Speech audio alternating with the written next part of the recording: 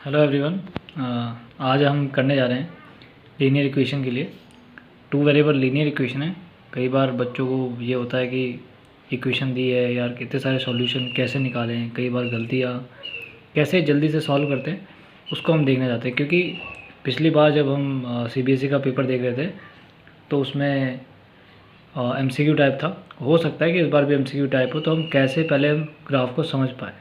क्योंकि जब case based study होगा तो उसमें सिंपल सी बात है कि आपको हो सकता है कि ग्राफ बनाने को दे और एक नंबर ये पूछा जाएगा, और हो सकता है कि ग्राफ पहले से आए और ये पूछा जाएगा कि कैसे होगा। तो सिंपली कैसे वो करना है, तो देखो बड़ा इजी मैथड है, कोई ज़्यादा हार्ड नहीं है। देखो 2 स्टेप में ख़त्म हो जाएगा।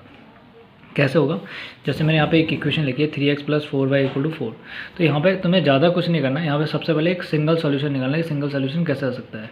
तो देखो अभी यहाँ पे क्या है कि 3x + 4y = 4। अगर मैं y को 0 करता हूँ तो 3x = 4 होगा एंड x = 4/3। तो हमें ऐसे सॉल्यूशन बिल्कुल नहीं सोचे जिसमें क्या हो, नॉन इंटीग्रल हो। आपको सॉल्यूशन हमेशा इंटीग्रल फॉर्म में ही सोचने होंगे। तो वो कैसे आएगा, तो देखो अगर मैं x 0 करता हूँ तो 4y = 4, then I have value of y। तो यहाँ पे होगा 4y = 4 and so y is equal to when x = 0, so 4y = 4 and this, तो 4/4 and this = 1। तो आपको ज़्यादा कुछ नहीं करना है, आपको बॉक्स बनाना है। सिंपल सा एक बॉक्स बना दिया और जिसमें एक तरफ एक में x और एक में y। तो ये 4 बॉक्स बना लिए। यहाँ पे क्या हो गया, यहाँ पे 0 और यहाँ पे 1। अब आपको क्या करना है, देखिए यहाँ पे जो ये प्लस है इसका मतलब क्या है, इसका मतलब होता है, इस प्लस का मतलब है कि क्या होगा कि अगर x इंक्रीज़ कर रहा है तो y डिक्रीज़ करेगा। क्या करेगा, y डिक्रीज़ करेगा।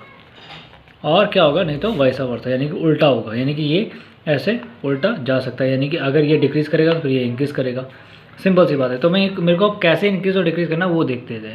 तो यहाँ पे कोफिशिएंट क्या है, इसका है 3 और इसका है 4। तो यानी कि ये ऐसे और ये ऐसे, यानी कि x के लिए तुम टेबल पढ़ोगे किसकी, 4 के लिए, और y की टेबल पढ़ोगे 3 के लिए। सिंपल सी बात है। यानी कि अगर 3 गुना ये बढ़ रहा है y तो 4 गुना ये घटेगा। सिंपल सी बात है।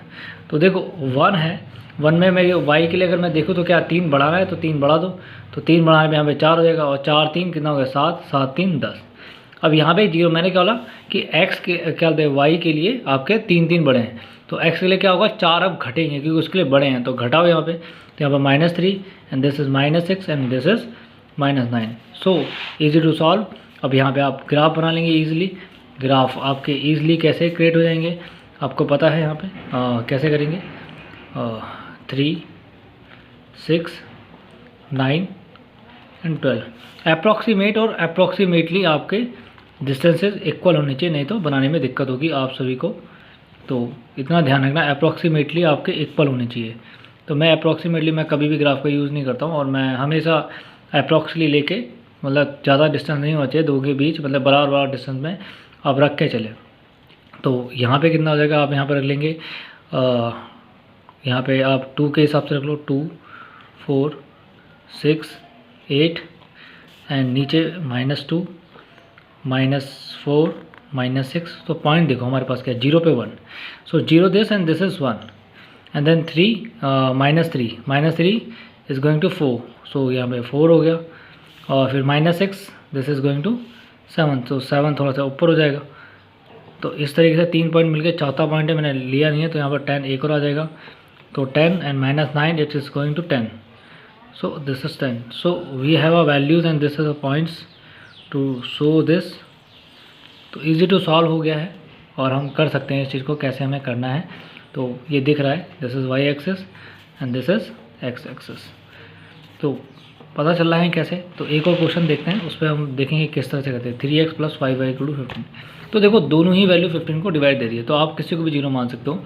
मैं x को 0 मान लेता हूँ एंड y, ठीक है, 5। सो x 0 गया, सो क्या होगा, 5y = 15 and y will equal to 15/5। तो कितना हो जाएगा ये, 3। तो फिर दोबारा से वही करेंगे। सो ये हो जाएगा आपका कुछ इस तरीके से x एंड y। तो ईजिली आप पॉइंट गेट कर सकते हो। यहाँ पे भी प्लस है, तो एक इंक्रीज़ करेगा तो एक डिक्रीज़ करेगा। तो 0 रखने में 3 आया है, तो मैं क्या करता हूँ कि इसको इंक्रीज़ करा देता हूँ। तो y के लिए क्या इंक्रीज़ होगा, 3, और x के लिए क्या होगा, 5। ठीक है, डिक्रीज़ करने के लिए। ओके, तो एक इंक्रीज़ एक डिक्रीज़ भी पॉजिटिव है। तो 3 में मुझे क्या करना है ऐड, 3 में करना है मुझे 3 ऐड करके देंगे तो कितना हुआ 3 3 6 एंड 9 एंड 12। यहाँ पे कम करेंगे तो घटाएंगे -5 -10 and -15। So we have easily have a solution and then make a graph.